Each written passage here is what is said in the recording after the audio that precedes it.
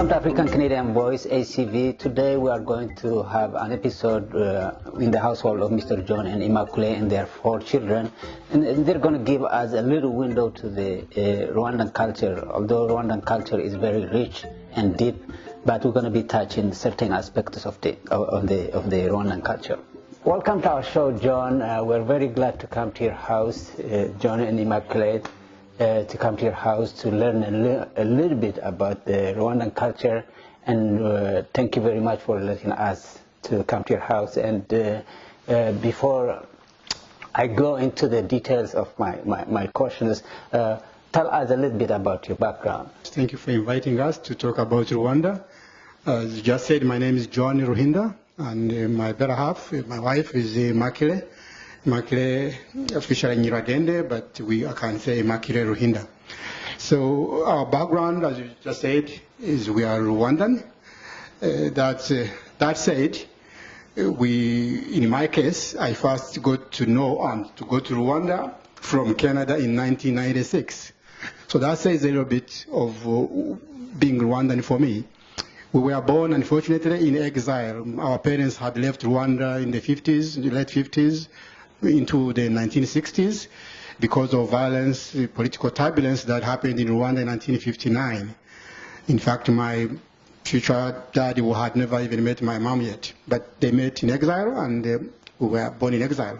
So we are the parents of my wife. Eventually they settled in Uganda. Other ones settled in the Congo, in Burundi, in Kenya, Tanzania, and others went living abroad. So we are Rwandan to the extent and in the fact that our parents are Rwandan, and Rwandanness stays. In Rwanda they say, Ubunyarwanda ntibukuka. It means you are Rwandan always, and it's in the constitution, it's enshrined, you can't lose it. Okay, so we are Rwandan, and we're proud of being Rwandan. Thank you. It's quite an experience I know Rwanda went through, and it's also quite an achievement for you guys to maintain that. Although you could be all over the world due to what happened, the negative experience, but he maintained that. He maintained your culture. He maintained your belonging, the family ties and caring and all that stuff. Although it was a challenging time, and at the same time also he came out from that sorry situation in a way that is exemplary to the whole world. And tell us a little more about that, and also the kind of culture that helped you sustain that, achieve to what Rwanda is in here now in these days. I think you are alluding to the sad history that Rwanda has gone through, that Rwandans have gone through. We became refugees, as I said. Our parents became refugees from the 60s, and we were stateless. That was my identity when I came to Canada, nationality stateless. And it's an insult to anybody, anywhere. It's also an insult to a Rwandan to be regarded as stateless. It's the pride of every Rwandan to have a belonging, to know you are Rwandan, and to know you belong there. And nobody has a right to deny you that right. So when Rwandans lived in exile for all those many years, they always lingered, they always wished, they always dreamed, they always wished they would ever go back to Rwanda. But even as we were in other countries, even as we were in Uganda or Burundi or Congo or Tanzania, we maintained Rwandanness. We maintained Ubunyarwanda. We maintained the Rwandan culture. And the Rwandan culture comes to me in these main things. The language. The language of Rwanda is one. People talk about ethnicity in Rwanda, which we don't really believe in. They could talk of Hutu, Twa, and Tutsi. But when you go to Rwanda and see the reality, it's one language for all those groups, if there are groups at all. There is no districts for Hutu or for Tutsi or Twa. We all live as neighbors randomly on the same hills. We share same traditions, same beliefs, same everything, same food. So there is nothing in culture or even in its way of life that should immediately separate those so-called ethnic groups. So even in Uganda where we lived as Rwandans. And even though I said that Tutsis were expelled from Rwanda or fled Rwanda in 1959, there were still some of those other groups too that came as refugees into Uganda and Congo and Burundi, because nobody knew what they were fleeing from sometimes. Some people fled because they were loyal to the monarch, and the monarch had been thrown away, so they fled in solidarity with the Tutsis. But anyway, it was our identity, our culture, our dressing, our way of life, and the resilience, umurava, what they call it umurava, the desire to be strong, the desire not to give up, the desire to have your identity that kept us, and eventually that led to the young men and women in 1990 to demand to go back. And when the president of Rwanda, Juvenal Habyarimana, refused that there was no way, chance, or means to ever go back, he once said that if any Rwandans from outside were to come to Rwanda, it's the same thing as a glass full of water. If you add any extra water, that the water will spill. I guess it was too prophetic, because when we went to Rwanda, things spilled. So it was that resilience, the love of your country, the desire to have your belonging, the desire to keep your nationality and your culture that helped Rwandans to go back. But it was also the same one culture, the same one language, the same values we shared, the respect for one another that has brought the reconciliation, so that all the groups now live as Rwandans. In fact, the new government has removed those labels. In the official papers, you cannot put on the ID that people are Hutu or Tutsi or Twa. The only ID is that you are Rwandan. And Rwandan is anyone who was either born in Rwanda or has parents that originally came from Rwanda. In fact, even if you are born in an airplane on the soil of Rwanda, you can claim Rwandanness. Yeah. Or if a baby is found and nobody knows their parents, instead of having no nationality, they can be Rwandan. Let's take a break for a commercial and we'll be back.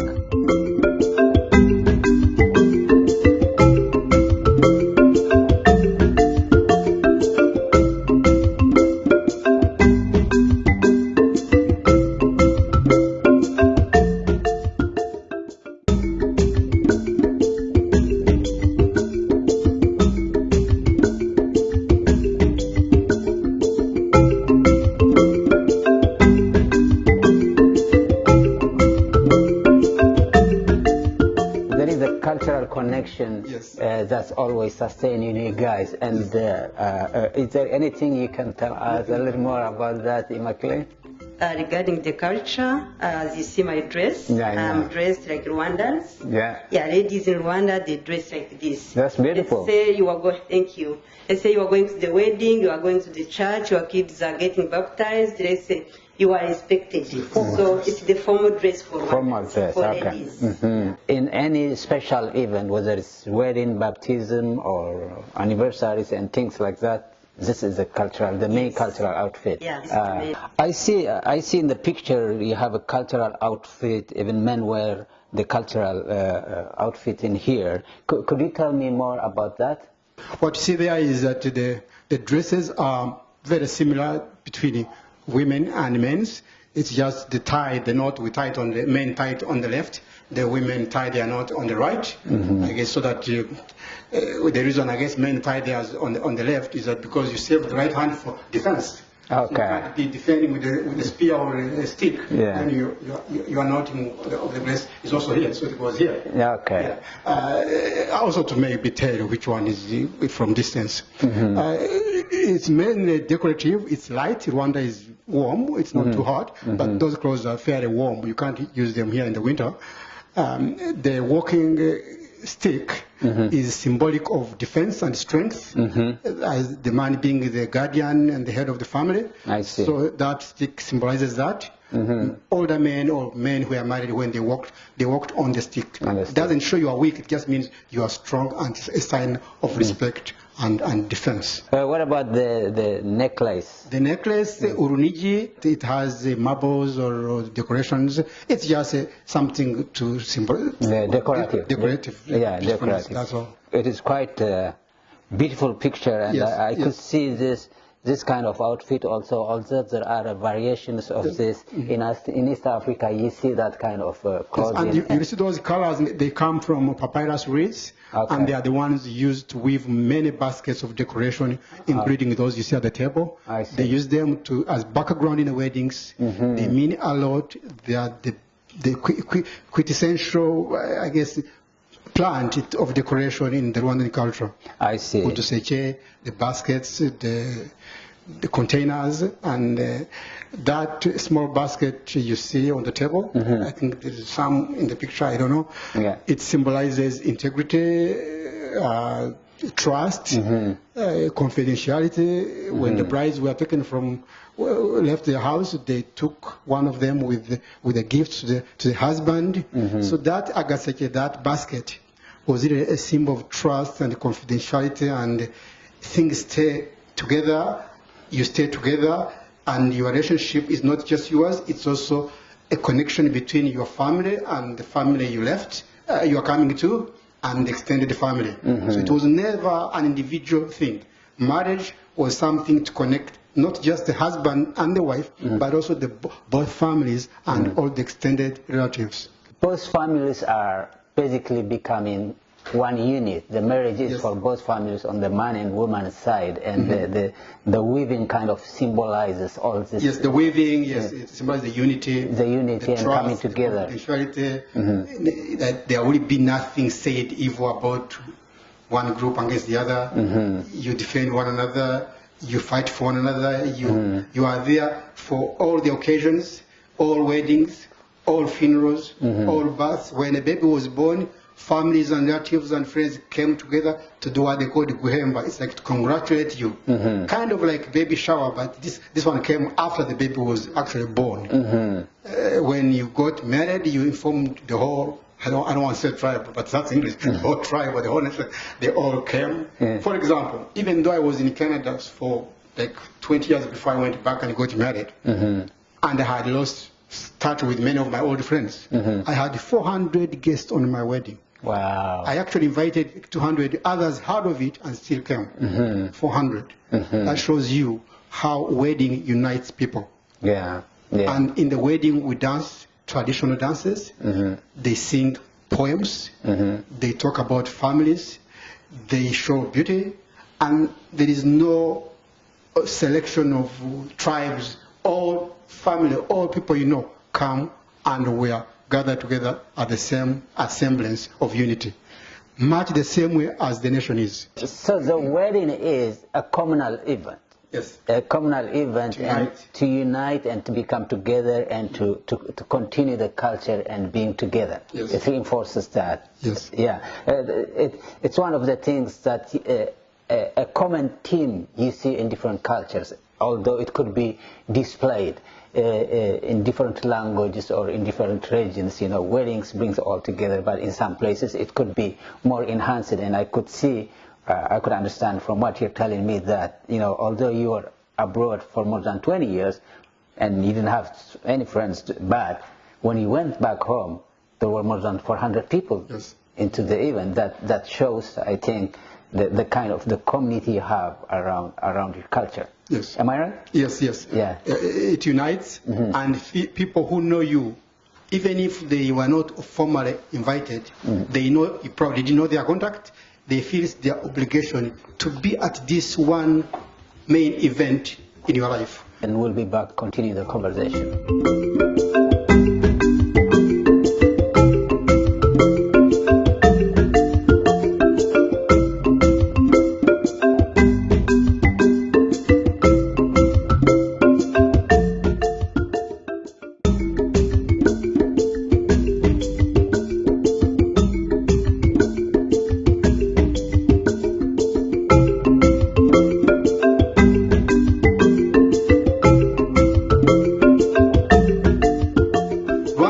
Say this during the wedding. They say you have three main events: your birth, your wedding, and your death. Those are main major events in life. Only in one of them can you be there celebrating it. The others, you are too young to know. Yeah. The other one, you are dead. So why not make the most of it? Wow. So that's the meaning Yeah. of the wedding. It's the most important event in life that you can be there to witness. Of course, we always assumed it's going to be one wedding. Yeah. Things don't always turn out that way because of unknowns.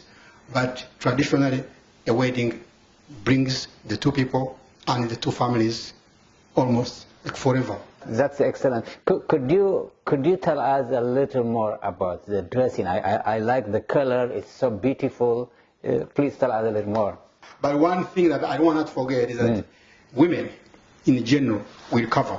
Yeah. Not the hijab. No, I'm not saying cover by rules. Yeah. But out of their own conscience, they wouldn't dress above the knee. Okay.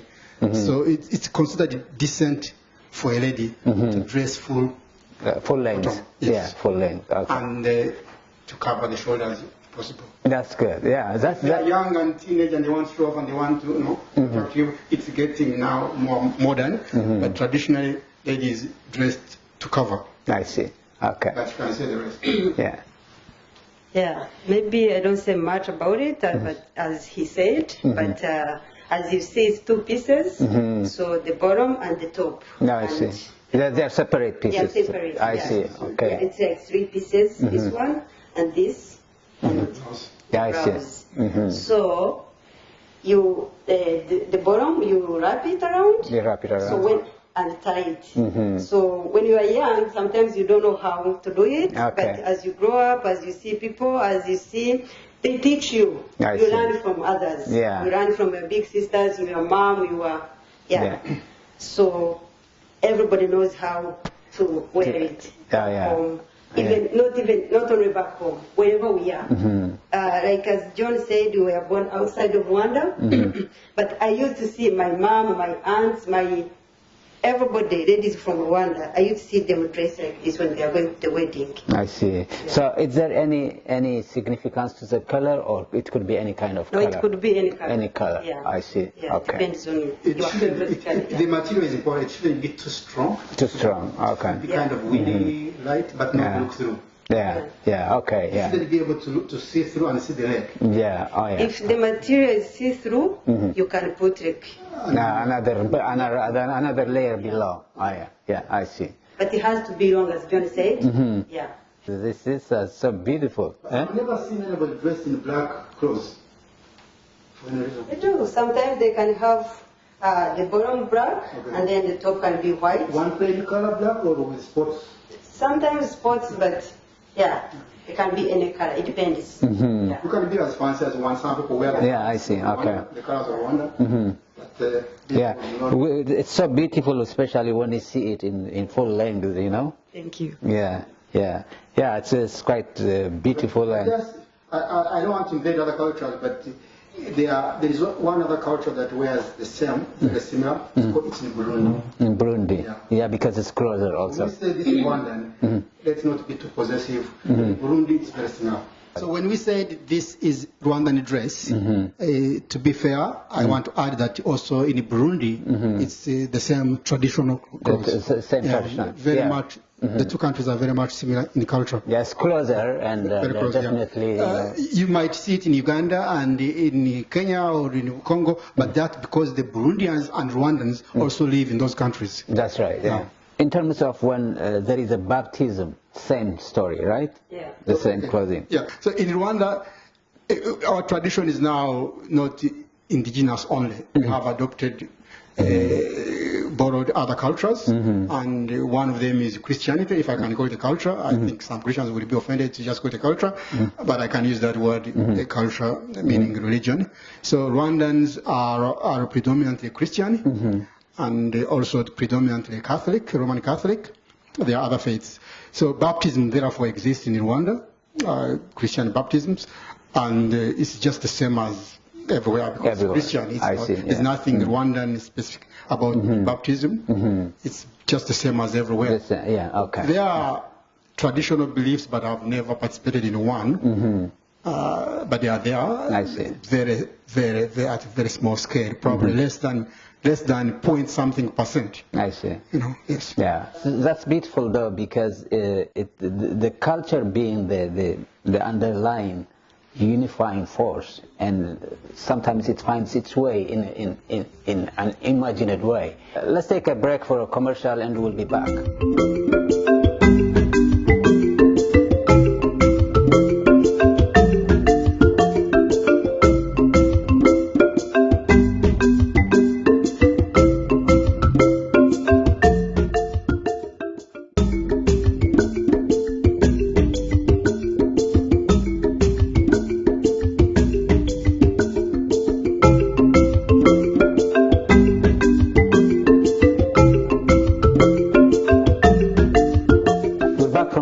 And we're going to continue talking to Mr. John and Immaculate. The culture being the underlying unifying force, and sometimes it finds its way in an imagined way.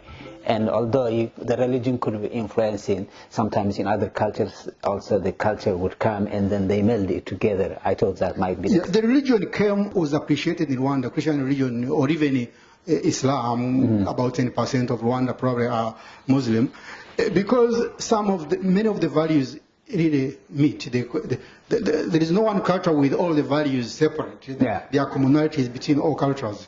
For example, respect for others, especially respect for your parents or the people older than you. It's in all cultures. To know that love your neighbor as thyself. It's not said in those very terms, but that's universal. So there are universal things that we can't just call Rwandanness. Yeah. The only thing that I think is the most unique to Rwanda is its language. There are other things, of course. They are called things we call imizizo. That's the do's and don'ts. Do's and don'ts, that's what we call imizizo. There are things, for example, that Rwandans would frame at if you do them. For example, swearing, talking is swearing. I was offended a number of times when I came here and I heard all those swear words. I almost had an issue at my job. I got used to it. It was kind of accepted. But if you start swearing in Rwanda in public, really, you can't have a place. You can't sit at a drink with your equals. You will be despised. Girls are not expected to open the date. Boys, maybe now it's done, but I don't know whether it was always done here in the Western culture. But in Rwanda, you wait and a groom comes to ask for the bride, and you are married. Then that's when you can be seen. In fact, after you are engaged, that's when you expect to be seen together. There are many commonalities between the Rwandan culture and other cultures. Religion has been adopted. Christian religion came to Rwanda in late 1800s, 1890, when Germany came to Rwanda and colonized it for maybe 15 years. And then the Belgians came after World War I. So religion took root, Western religion. But I'm saying there are very many similarities between the new religions and even Rwanda's beliefs. I think we're going to continue this conversation on the next episode, but I'm sure that you have enjoyed to having a little window to the Rwandan culture, and we'll talk to you on the next episode.